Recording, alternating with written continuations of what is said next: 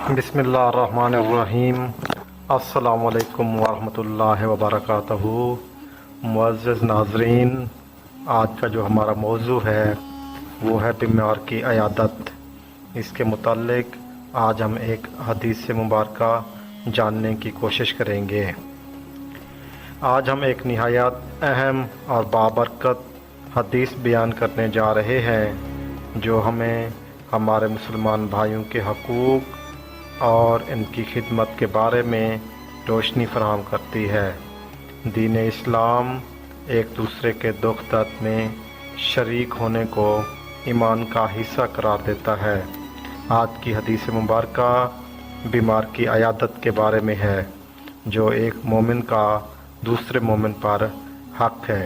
हदीस सुनने से पहले आपसे गुजारिश है कि अगर आपने हमारा चैनल अभी तक सब्सक्राइब नहीं किया तो चैनल सब्सक्राइब कर दें, बेल आइकन के बटन को दबा दें और अगर आज की हदीस आपको पसंद आए तो इसे लाइक, सब्सक्राइब और शेयर करना हरगिज़ न भूलिएगा।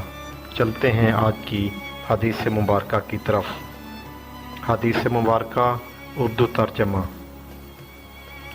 हज़रत अबू हुरैरा रज़ी अल्लाह तआला अन्हो से रवायत है कि रसूलुल्लाह सल्लल्लाहु अलैहि वसल्लम ने फरमाया, मुसलमान पर मुसलमान के 5 हक़ हैं।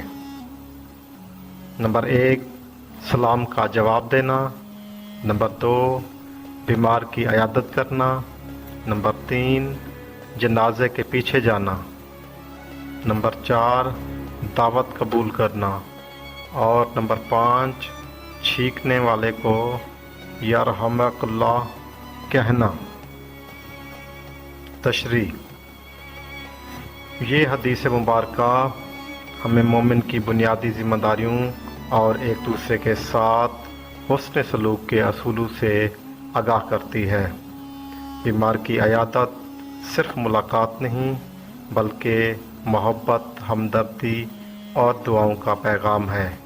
इबादत से मरीज़ के दिल को सुकून और हौसला मिलता है। ये ताल्लुकात को मजबूत करती है और मुशर्रती मोहब्बत को बढ़ाती है। नबी करीम सल्लल्लाहु अलैहि वसल्लम ने फरमाया, जो बंदा सुबह को किसी बीमार की अयादत के लिए जाता है तो इसके साथ 70,000 फरिश्ते शाम तक इसके लिए दुआ करते हैं। ये सुनन तिरमिज़ी की हदीस है।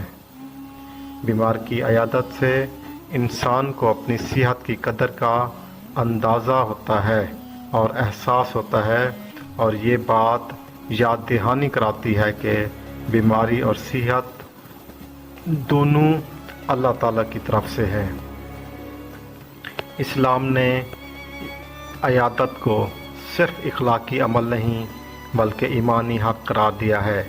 इसलिए जो मुसलमान अपने भाई की खबरगिरी और अयादत करता है वो दरअसल अल्लाह ताला की रज़ा हासिल करता है। मुसलमान को चाहिए कि वो अपने भाई को बीमारी में तन्हा न छोड़े।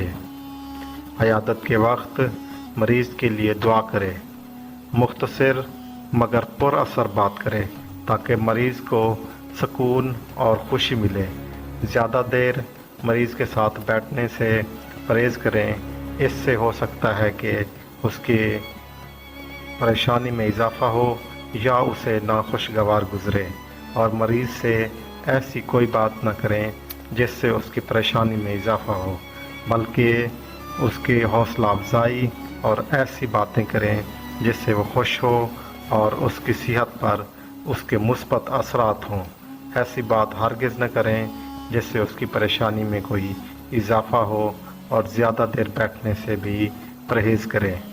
ये अमल मुआशरती रिश्तों को मजबूत करने और ईमान को कामिल करने का ज़रिया है। अल्लाह ताला मुझे और आपको आज की हदीस पर अमल करने की तौफीक अता फरमाए।